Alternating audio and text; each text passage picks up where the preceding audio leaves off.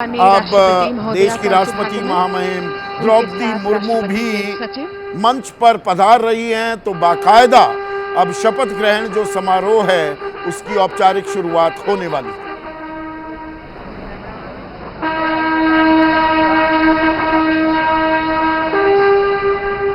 राष्ट्रपति के सैन्य सचिव मेजर जनरल मनजीत सिंह मनराल सेवा मेडल तथा राष्ट्रपति के एडीसी भी उनके साथ हैं।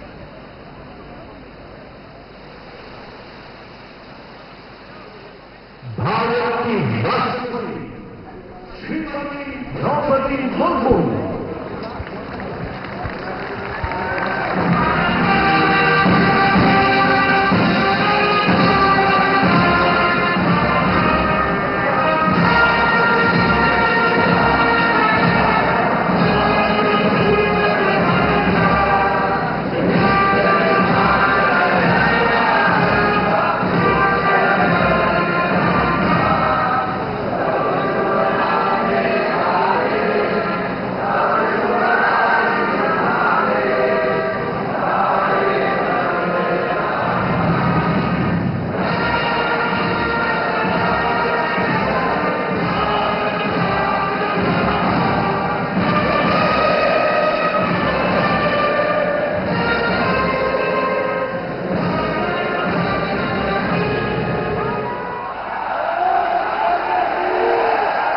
समारोह शुरू होगा और इसमें अभिज्ञान एक दिलचस्प मुझे शॉट दिखी और वो डिफाइन करती है इस सरकार को। क्या, जब प्रधानमंत्री का क्लोजअप लिया गया, प्रधानमंत्री आगे और पीछे बैकग्राउंड में लल्लन सिंह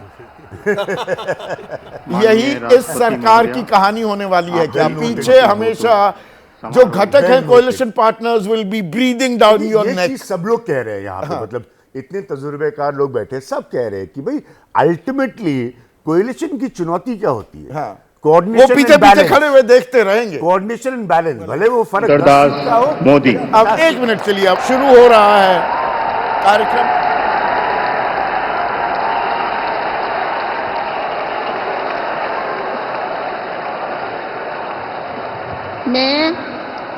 मैं नरेंद्र दामोदर दास मोदी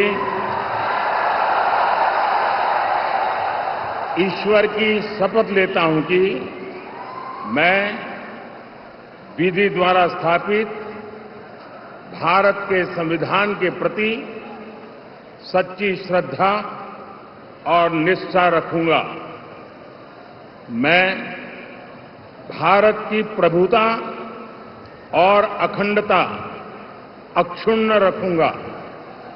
मैं संघ के प्रधानमंत्री के रूप में अपने कर्तव्यों का श्रद्धापूर्वक और शुद्ध अंतःकरण से निर्वहन करूंगा तथा मैं भय या पक्षपात, अनुराग या द्वेष के बिना सभी प्रकार के लोगों के प्रति संविधान और विधि के अनुसार न्याय करूंगा। मैं नरेंद्र दामोदर दास मोदी ईश्वर की शपथ लेता हूं कि जो विषय संघ के प्रधानमंत्री के रूप में मेरे विचार के लिए लाया जाएगा अथवा मुझे ज्ञात होगा, उसे किसी व्यक्ति या व्यक्तियों को तब के सिवाय जबकि प्रधानमंत्री के रूप में अपने कर्तव्यों के सम्यक निर्वहन के लिए ऐसा करना अपेक्षित हो, मैं प्रत्यक्ष अथवा अप्रत्यक्ष रूप से संसूचित या प्रकट नहीं करूंगा।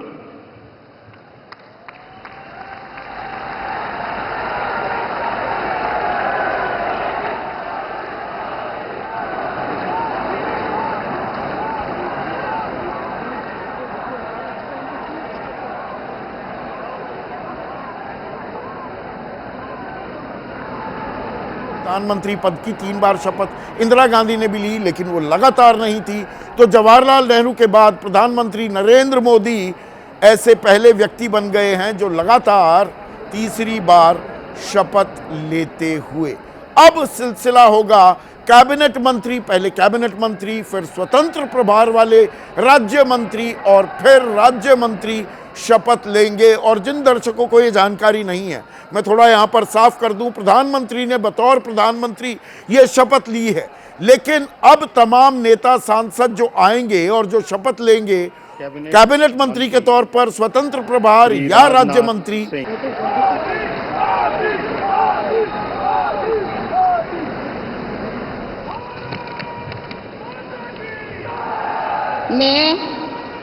मैं राजनाथ सिंह ईश्वर की शपथ लेता हूं कि मैं विधि द्वारा स्थापित भारत के संविधान के प्रति सच्ची श्रद्धा और निष्ठा रखूंगा। मैं भारत की प्रभुता और अखंडता अक्षुण्ण रखूंगा। मैं संघ के मंत्री के रूप में अपने कर्तव्यों का श्रद्धापूर्वक और शुद्ध अंतःकरण से निर्वहन करूंगा तथा मैं भय या पक्षपात, अनुराग या द्वेष के बिना सभी प्रकार के लोगों के प्रति संविधान और विधि के अनुसार न्याय करूंगा। मैं राजनाथ सिंह ईश्वर की शपथ लेता हूं कि जो विषय संघ के मंत्री के रूप में मेरे विचार के लिए लाया जाएगा अथवा मुझे ज्ञात होगा, उसे किसी व्यक्ति या व्यक्तियों को तब के सिवाय जबकि ऐसे मंत्री के रूप में अपने कर्तव्यों के सम्यक निर्वहन के लिए ऐसा करना अपेक्षित हो, मैं प्रत्यक्ष अथवा अप्रत्यक्ष रूप से संसूचित या प्रकट नहीं करूंगा।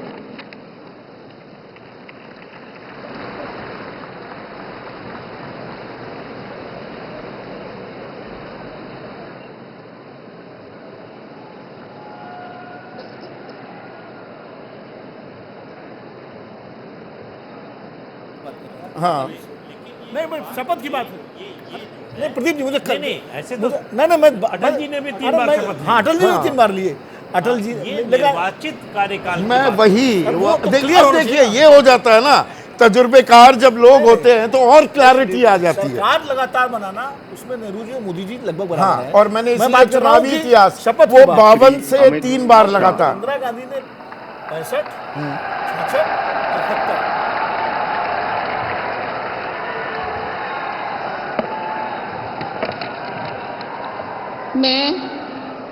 मैं अमित अनिल चंद्र शाह ईश्वर की शपथ लेता हूं कि मैं विधि द्वारा स्थापित भारत के संविधान के प्रति सच्ची श्रद्धा और निष्ठा रखूंगा। मैं भारत की प्रभुता और अखंडता अक्षुण्ण रखूंगा। मैं संघ के मंत्री के रूप में अपने कर्तव्यों का श्रद्धापूर्वक और शुद्ध अंतःकरण से निर्वहन करूंगा तथा मैं भय या पक्षपात, अनुराग या द्वेष के बिना सभी प्रकार के लोगों के प्रति संविधान और विधि के अनुसार न्याय करूंगा। मैं अमित अनिल चंद्र शाह ईश्वर की शपथ लेता हूं कि जो विषय संघ के मंत्री के रूप में मेरे विचार के लिए लाया जाएगा अथवा मुझे ज्ञात होगा, उसे किसी व्यक्ति या व्यक्तियों को तब तक के सिवाय जबकि ऐसे मंत्री के रूप में अपने कर्तव्यों के सम्यक निर्वहन के लिए ऐसा करना अपेक्षित न हो, मैं प्रत्यक्ष अथवा अप्रत्यक्ष रूप से संसूचित या प्रकट नहीं करूंगा। बतौर केंद्रीय मंत्री शपथ लेते हुए बड़ा सवाल सबके जहन में यही, गृह मंत्री ही बने रहेंगे या मंत्री पद बदला भी जा सकता है। आपको ये याद रखना होगा 2014 से 2019 के बीच गृह मंत्री राजनाथ सिंह थे और पोर्टफोलियो बदल दिए गए थे। प्रदीप, नहीं मुझे नहीं लग रहा, फिर कह रहा हूं मैं, ये 4 जो सीसीएस के पद हैं, जो लोग हैं उन पर, हाँ, उनमें कोई जस के तस रहेंगे। जस के तस रहेंगे, न तो मतलब उनके विभाग बदलेंगे और न तो नाम बदलेंगे। आप कुछ ऐड करना चाह रहे हैं? तो लगता है इसमें जयराम गडकरी फॉरेन मिनिस्टर है उसके बारे में मेरे को थोड़ा सा डाउट लगा, पर मेरे को सहमति लगी कि इसमें बदलाव नहीं होगा, परंतु परफॉर्मिंग मिनिस्टर्स की बात होती है। नितिन गडकरी, नितिन जयराम गडकरी ईश्वर की शपथ लेता हूं कि मैं विधि द्वारा स्थापित भारत के संविधान के प्रति सच्ची श्रद्धा और निष्ठा रखूंगा। मैं भारत की प्रभुता और अखंडता अक्षुण्ण रखूंगा। मैं संघ के मंत्री के रूप में अपने कर्तव्यों का श्रद्धापूर्वक और शुद्ध अंतःकरण से निर्वहन करूंगा तथा मैं भय या पक्षपात, अनुराग या द्वेष के बिना सभी प्रकार के लोगों के प्रति संविधान और विधि के अनुसार न्याय करूंगा। मैं ईश्वर की शपथ लेता हूं कि जो विषय संघ के मंत्री के रूप में मेरे विचार के लिए लाया जाएगा अथवा मुझे ज्ञात होगा, उसे किसी व्यक्ति या व्यक्तियों को तब के सिवा जबकि ऐसे मंत्री के रूप में अपने कर्तव्य के सम्यक निर्वहन के लिए ऐसा करना अपेक्षित हो, मैं प्रत्यक्ष अथवा अप्रत्यक्ष रूप से संसूचित या प्रकट नहीं करूंगा। दूसरी बार जो ये शपथ ली जाती है उसमें मैं के बाद अपना नाम भी लिया जाता है, और नाम लेना वो शायद भूल गए हैं, टेक्निकल एक ये छोटी मोटी दिक्कत के रूप में देखा जाए, या ये मुझे लगता है वित्त मंत्री का बदलाव हो सकता है। हाँ और दो लोगों पर मुझे मेरा अनुमान है। हाँ हाँ देखिए, अगर अमित शाह जी गृह मंत्रालय उनको बदला तो वो वित्त मंत्री बन सकते हैं, क्योंकि गुजरात में लगातार वित्त मंत्री रहे हैं। ये बहुत लोगों कम लोगों मालूम, प्रदीप जी को मालूम होगा, प्रदीप जी को मालूम होगा। वित्त मंत्री अमित शाह रह चुके हैं गुजरात में। नहीं, वित्त राज्य मंत्री है, श्री जगत प्रकाश नड्डा।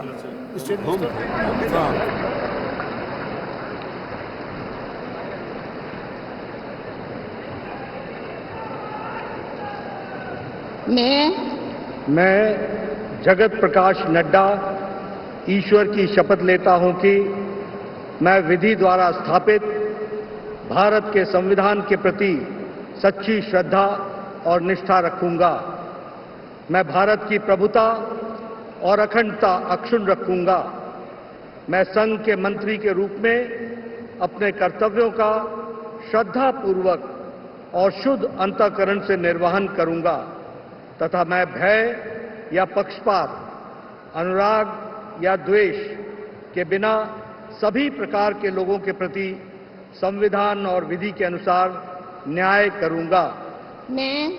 मैं जगत प्रकाश नड्डा ईश्वर की शपथ लेता हूं कि जो विषय संघ के मंत्री के रूप में मेरे विचार के लिए लाया जाएगा अथवा मुझे ज्ञात होगा, उसे किसी व्यक्ति या व्यक्तियों को तब के सिवाय जबकि एक ऐसे मंत्री के रूप में अपने कर्तव्यों के सम्यक निर्वहन के लिए ऐसा करना अपेक्षित हो, मैं प्रत्यक्ष अथवा अप्रत्यक्ष रूप से संसूचित या प्रकट नहीं करूंगा। बतौर कैबिनेट मंत्री शपथ लेते हुए अब उनके राष्ट्रीय अध्यक्ष का कार्यकाल भी समाप्त हो रहा है। कौन राष्ट्रीय अध्यक्ष बनेगा ये भी अपने आप में सवालों के घेरे में। अभी कई सवालों के जवाब मिलने हैं, उसमें हमने संयोजक की तो बात की अब दिबांग, लेकिन स्पीकर कौन बनेगा अभी इसके बारे में भी वो बीजेपी का ही होगा या टीडीपी अपनी थोड़ा जोर आजमाइश flexing its muscles so as to से करती दिखाई देगी। मुझे लगता है कि टीडीपी उतना फ्लेक्सिंग मसल शायद ना दिखाए, और ओम मुंडा जी हैं वो भी बनना चाहेंगे, वो भी चाहते थे कि मुख्यमंत्री बन जाएं राजस्थान के, वो भी जरूर चाहते होंगे कि वो यहाँ पर भी बैठे हैं कैबिनेट में। हाँ। पर वो अब थोड़ी शरारत भी करने की कोशिश की गई विपक्ष की तरफ से। हाँ, मुझे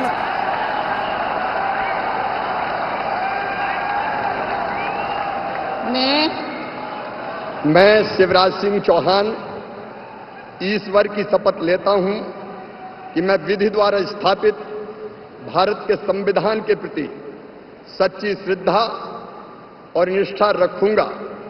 मैं भारत की प्रभुता और अखंडता अक्षुण्ण रखूंगा।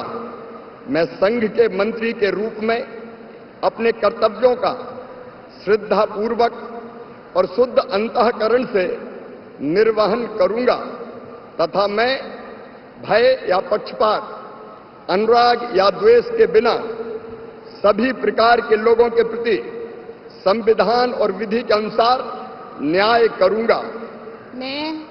मैं शिवराज सिंह चौहान ईश्वर की शपथ लेता हूं कि जो विषय संघ के मंत्री के रूप में मेरे विचार के लिए लाया जाएगा अथवा मुझे ज्ञात होगा, उसे किसी व्यक्ति या व्यक्तियों को तब तक के सिवाय जबकि ऐसे मंत्री के रूप में अपने कर्तव्यों के सम्यक निर्वहन के लिए ऐसा करना अपेक्षित हो, मैं प्रत्यक्ष अथवा अप्रत्यक्ष रूप से संसूचित या प्रकट नहीं करूंगा।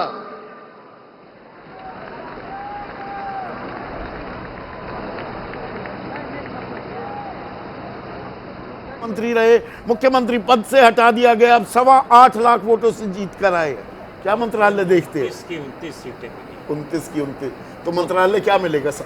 मुझे काम का इनाम मिलना चाहिए। बिल्कुल मिलना चाहिए। और मुझे तो बड़ा आश्चर्य है कि मनोहर लाल खट्टर क्यों है इस मंत्रिमंडल में, जिसने पार्टी को डुबो दिया, उनको काम ना करने का इनाम मिल गया, जिनको काम करने का इनाम पार्टी को उबार लिया, उन दोनों को आपने बराबर के पेडेस्टल पे खड़ा कर दिया। ये बड़ा अन्यायपूर्ण लगता है। जो परफॉर्मेंस इनको सीसीएस का हिस्सा होना चाहिए, वो मंत्रालय मिलने चाहिए, होना चाहिए, लेकिन मुझे लगता नहीं कि। और वित्त मंत्री रही है निर्मला सीतारमण, यहाँ भी सवाल थे बदला जाएगा क्या, लेकिन शपथ लेते हुए Nirmala Sitharaman do swear in the name of God that I will bear true faith and allegiance to the Constitution of India as by law established, that I will uphold the sovereignty and integrity of India, that I will faithfully and conscientiously discharge my duties as a minister for the Union, and that I will do right to all manner of people in accordance with the Constitution and the law, without fear or favor, affection or ill will. I, Nirmala Sitharaman, do swear in the name of God that I will not directly or indirectly communicate or reveal to any person or persons any matter which shall be brought under my consideration or shall become known to me as a minister for the Union, except as may be required for the due discharge of my duties as such minister.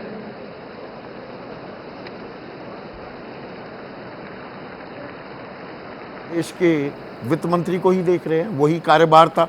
रक्षा मंत्रालय भी मिला था rail मंत्रालय भी मिला, बाद में जेटली साहब को दे दिया गया। हाँ, उससे बाद इसमें कुछ ना कुछ टॉप 4 में बदल जरूर होगा, मेरे को ऐसा लगता है। इस तरह के संकेत मिल रहे हैं मेरे को। हो सकता है मैं गलत हूँ, परंतु इस बार कुछ ना कुछ टॉप 5 जो कह सकता हूँ, टॉप 5 में फेरबदल जरूर होगा। उनमें से संघ के कमिटेड कार्यकर्ता जो जुड़ करके आए हैं, उनमें से किसी ना किसी एक को रिप्लेस किया जाएगा। इसमें शिवशंकर भी रिप्लेस होते हैं, निर्मला भी रिप्लेस होते हैं, दोनों कैंडिडेट वही है, उनके अलावा कोई नहीं हो सकता। और आपने एस जयशंकर का नाम लिया और उनको शपथ के लिए अब न्योता दिया गया है। I, Subramaniam Jaishankar, do swear in the name of God that I will bear true faith and allegiance to the Constitution of India as by law established, and I will uphold the sovereignty and integrity of India, that I will faithfully and conscientiously discharge my duties as a minister of the Union, and that I will do right to all manner of people in accordance with the Constitution and the law, without fear or favor, affection or ill will. I, Subramaniam Jaishankar, do swear in the name of God that I will not directly or indirectly communicate or reveal to any person or persons any matter which shall be brought under my consideration or shall become known to me as a minister for the Union, except as may be required for the due discharge of my duties as such minister. Shankar ने शपथ ले ली है और इसमें जो सवाल थे, मैं अभी आ रहा हूं, एक सेकंड प्रभु दिबांग, ये सवाल जो थे कि भाई एस जयशंकर बदले जाएंगे या निर्मला सीतारमन, दरअसल ये बाद में निराधार भी साबित हो सकते हैं क्या? क्योंकि हमें ये नहीं भूलना चाहिए दक्षिण में फुटप्रिंट्स बढ़ाए हैं बीजेपी ने, टीडीपी को ही कद्दावर वो दे दें, ऐसा बीजेपी कोई राजनीतिक भूल नहीं करने वाली है। उन्हें वहां पर दिखाना है कि हम आपको प्रॉपरली रिप्रेजेंट कर रहे हैं कद्दावर मंत्रालय देकर। बिल्कुल, मैं भी यही कहना चाहता हूं कि और ख़ास तौर पर ये दो जिन्होंने अपना अच्छा काम भी किया, अगर पिछला मोदी सरकार को देखें, लगातार निर्मला सीतारमन वही रही और एक महिला मंत्री हैं, तो एक महिला मंत्री पद पर हैं।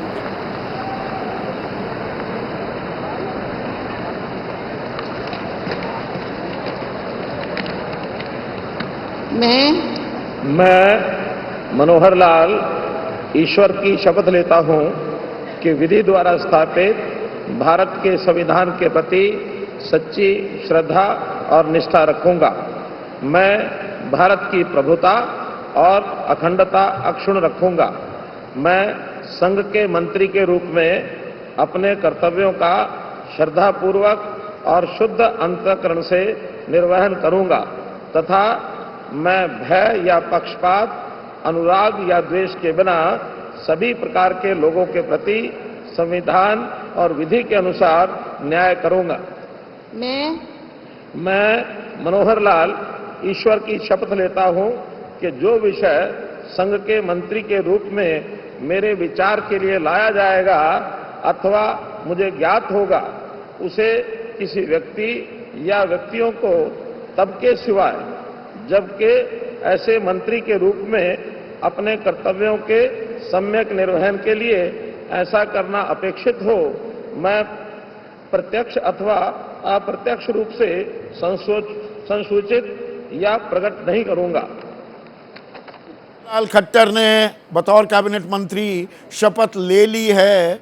आप कुछ ऐड भी करना चाह रहे थे प्रभु? पहले तो खट्टर साहब के बारे में कि इसने इन्होंने कहा खट्टर साहब को बनाने के पीछे उनको नहीं बनाना चाहिए था। मैं उससे सहमत नहीं हूँ कि मोदी की एक पर्सनल चॉइस कोई अगर है, हाँ, वो इनके, क्योंकि जब हरियाणा के इंचार्ज थे, बिल्कुल हरियाणा हिमाचल के प्रभारी थे, जब मैं तो मोदी जी के साथ बैठ के गाड़ी में इनके घर में चाय पी दोनों के साथ। हाँ, एक ये और प्रोफेसर गणेशी लाल जो गवर्नर बने थे उड़ीसा के, इन दोनों के घर में बहुत जाते थे वो। तो पर्सनल दोस्ती है उनके साथ, दोस्ती निभाना, जब प्रधानमंत्री बन जाते हैं अपने दोस्त को भूलना नहीं चाहिए। तो मोदी जी अपनी दोस्ती निभा रहे हैं और प्रधानमंत्री को हक है ऐसे दोस्तों।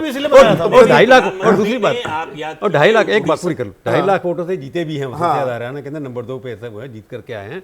और दूसरा पंजाबी वहाँ पर बड़े इंपॉर्टेंट, जब बात रही इलेक्शन जीतने की, पंजाबी वहाँ पर 30% वोट है पंजाबी हरियाणा के अंदर। छोटा सा क्विक कमेंट। हाँ,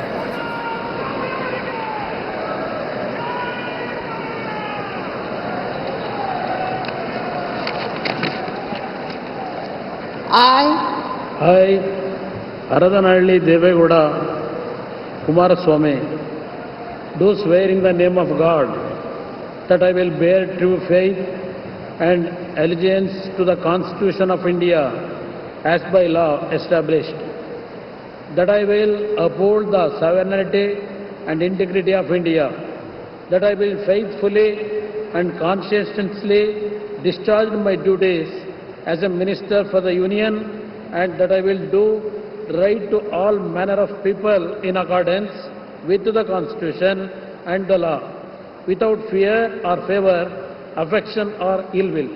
I, Aradanalli Devegowda Kumaraswamy, do swear in the name of God that I will not directly or indirectly communicate or reveal to any person or persons any matter which shall be brought under my consideration or shall become known to me as a Minister for the Union, except as may be required for the due discharge of my duties as such Minister. तो HD. Kumaraswamy दक्षिण का put यहाँ पर अब दिखता हुआ इस मंत्रिमंडल में। आप कुछ बात जोड़ना चाह रहे थे? प्राइम मिनिस्टर उड़ीसा में आपको याद होगा कैंपेन के दौरान उन्होंने कहा कि हमारी नवीन पटनायक से बहुत अच्छी दोस्ती है, लेकिन मैं दोस्ती निभाऊं या पार्टी का हित देखूं। हाँ, तो इसलिए नवीन पटनायक के खिलाफ कैंपेन किया। हाँ, तो यहाँ पार्टी का हित देखा प्रधानमंत्री ने या दोस्ती देखी? ये सवाल जरूर है। 10 नेताओं ने कब्जा करनी थी भाई। हाँ 10 नेताओं ने शपथ ले ली है अभिज्ञान पर यहाँ पर एक दिलचस्प बात जो अभी आ रही है और इसमें कितना बदलाव होता है बाकी शपथ में, वो ये कि महिलाओं में सिर्फ एक महिला ने अभी शपथ ली है। महिला आरक्षण को लेकर, उसे कानून बनाने को लेकर बड़ी ताल ठोकी थी बीजेपी। रिप्रेजेंटेशन की प्रॉब्लम है, अभी तक सिर्फ एक महिला नहीं ली है और दिमाग ने बिल्कुल सही पॉइंट आउट किया। मैं पीयूष वेद प्रकाश गोयल ईश्वर की शपथ लेता हूं कि मैं विधि द्वारा स्थापित भारत के संविधान के प्रति सच्ची श्रद्धा और निष्ठा रखूंगा। मैं भारत की प्रभुता और अखंडता अक्षुण्ण रखूंगा। मैं संघ के मंत्री के रूप में अपने कर्तव्यों का श्रद्धापूर्वक और शुद्ध अंतःकरण से निर्वहन करूंगा तथा मैं भय या पक्षपात, अनुराग या द्वेष के बिना सभी प्रकार के लोगों के प्रति संविधान और विधि के अनुसार न्याय करूंगा। मैं पीयूष वेद प्रकाश गोयल ईश्वर की शपथ लेता हूं कि जो विषय संघ के मंत्री के रूप में मेरे विचार के लिए लाया जाएगा अथवा मुझे ज्ञात होगा उसे किसी व्यक्ति या व्यक्तियों को तब के सिवाय जबकि ऐसे मंत्री के रूप में अपने कर्तव्य के सम्यक निर्वहन के लिए ऐसा करना अपेक्षित हो, मैं प्रत्यक्ष अथवा अप्रत्यक्ष रूप से संसूचित या प्रकट नहीं करूंगा। तो पीयूष गोयल बतौर कैबिनेट मंत्री शपथ लेते हुए, दिलचस्प बात जो अभी तक उभर कर आई है, 10 नेताओं ने शपथ ले ली है बतौर मंत्री और सबसे युवा कौन है अब तक जितनों ने शपथ ली? अमित शाह। अमित शाह 59 साल के हैं, बाकी जितने मंत्रियों ने शपथ ली है वो अमित शाह से उम्र के लिहाज से बड़े हैं। विनोद? हाँ, निश्चित रूप से देखिए अमित शाह बहुत कम उम्र में काफ़ी राजनीति में आगे बढ़े हैं। वो जब केंद्र की राजनीति में आए थे तब उनकी उम्र मुश्किल से 50 साल के आसपास रही होगी। हाँ। 10 साल नहीं, कुछ लोगों के चेहरे में वो उम्र दराज लगने लगती है, जैसे मैं अभी 18 का हूं पर मैं उम्र थोड़ी ज्यादा लगने लगती है। नहीं, कुछ दिबांग के साथ भी ऐसा ही है, चेहरे पे उम्र ज्यादा दिबांग 30 साल के ही हैं पर उम्र थोड़ी बड़ी लगने लगती है। 22। अच्छा 22। धर्मेंद्र प्रधान ईश्वर की शपथ लेता हूं कि मैं विधि द्वारा स्थापित भारत के संविधान के प्रति सच्ची श्रद्धा और निष्ठा रखूंगा। मैं भारत की प्रभुता और अखंडता अक्षुण्ण रखूंगा। मैं संघ के मंत्री के रूप में अपने कर्तव्यों का श्रद्धापूर्वक और शुद्ध अंतःकरण से निर्वहन करूंगा तथा मैं भय या पक्षपात, अनुराग या द्वेष के बिना सभी प्रकार की लोगों के प्रति संविधान और विधि के अनुसार न्याय करूंगा। मैं धर्मेंद्र प्रधान ईश्वर की शपथ लेता हूं कि जो विषय संघ के मंत्री के रूप में मेरे विचार के लिए लाया जाएगा अथवा मुझे ज्ञात होगा उससे किसी व्यक्ति या व्यक्तियों को तब के सिवाय जबकि ऐसा मंत्री के रूप में अपने कर्तव्यों के सम्यक निर्वहन के लिए ऐसा करना अपेक्षित हो, मैं प्रत्यक्ष अथवा अप्रत्यक्ष रूप में संसूचित या प्रकट नहीं करूंगा। की बात कर रहे थे अब सबसे युवा, अब तक के सबसे युवा कैबिनेट मंत्री ने शपथ ले ली है। धर्मेंद्र प्रधान 54 साल की उम्र है और शिक्षा मंत्री थे। इस मंत्रालय के बारे में हमने प्रदीप जी बात की। यहाँ कयास ये भी लगाए जा रहे थे कि कहीं उड़ीसा की बागडोर धर्मेंद्र प्रधान को ना सौंपी जाए। नहीं, दो बातों के कयास थे। एक पार्टी अध्यक्ष भी हो सकते हैं, उनका नाम जब जगत प्रकाश नड्डा बने थे तब भी वो सीरियस कंटेंडर थे और इस बार भी माना जा रहा था कि जो है क्योंकि उनकी उम्र भी है, संगठन का अनुभव है, संगठन का काम कर चुके हैं, इसलिए शायद उनको ये मौका मिलेगा। लेकिन मंत्रिमंडल में शामिल होने का मतलब है कि वो पार्टी के राष्ट्रीय अध्यक्ष भी नहीं बन रहे हैं, मुख्यमंत्री भी नहीं। और अब घटकों में से दूसरे नेता जीतन राम मांझी इकलौते सांसद हैं अपनी पार्टी के और बतौर कैबिनेट मंत्री यहाँ शपथ ले रहे हैं। 4:1 का फॉर्मूला यहाँ काम नहीं किया है और उसके पीछे एक बड़ी वजह ये भी है कि मैं जीतन राम मांझी सत्यनिष्ठा से प्रतिज्ञान करता हूं कि मैं विधि द्वारा स्थापित भारत के संविधान के प्रति सच्ची श्रद्धा और निष्ठा रखूंगा। मैं भारत की प्रभुता और अखंडता अक्षुण्ण रखूंगा। मैं संघ के मंत्री के रूप में अपने कर्तव्यों का श्रद्धापूर्वक और शुद्ध अंतःकरण से निर्वहन करूंगा तथा मैं भय या पक्षपात, अनुराग या द्वेष के बिना सभी प्रकार के लोगों के प्रति संविधान और विधि के अनुसार न्याय करूंगा। मैं जीतन राम मांझी सत्यनिष्ठा से प्रतिज्ञान करता हूं कि जो विषय संघ के मंत्री के रूप में मेरे विचार के लिए लाया जाएगा अथवा मुझे ज्ञात होगा, उसे किसी व्यक्ति या व्यक्तियों को तब के सिवाय जबकि ऐसे मंत्री के रूप में अपने कर्तव्यों का सम्यक निर्वहन के लिए ऐसा करना अपेक्षित हो, मैं प्रत्यक्ष अथवा अप्रत्यक्ष रूप में संसूचित या प्रकट नहीं करूंगा। तो बिगेस्ट गेनर इस सरकार के गठन में जीतन राम मांझी साफ दिखते हुए इकलौते सांसद कैबिनेट मंत्री की शपथ ले रहे हैं। उम्र भी 78 साल है, एक वो 75 साल की, एक वो रेखा भी खींची गई। संदीप जी एक बात पर ध्यान दीजिए, जो बीजेपी के साथ उत्तर प्रदेश में हुआ वो बिहार में क्यों नहीं हुआ? उसमें 3 लोगों की बड़ी भूमिका है, एक नीतीश कुमार, दूसरा चिराग पासवान और तीसरे जीतन राम मांझी। अखिलेश यादव होने की वजह से ने जो समीकरण बनाए, तेजस्वी के पास बड़ा दलित चेहरा नहीं था। हाँ, दलित चेहरा नहीं था। हाँ। और अति पिछड़ा में भी नीतीश कुमार से बड़ा चेहरा जो है, और इसीलिए कैबिनेट मंत्री का दर्जा दिया गया है। अब इसको चलते विनोद बाकी घटकों में टीस तो नहीं होगी भाई, इकलौते सांसद को कैबिनेट मंत्री बना दिया। टीस होगी भी, लेकिन अभी उस टीस का कोई इजहार नहीं होगा।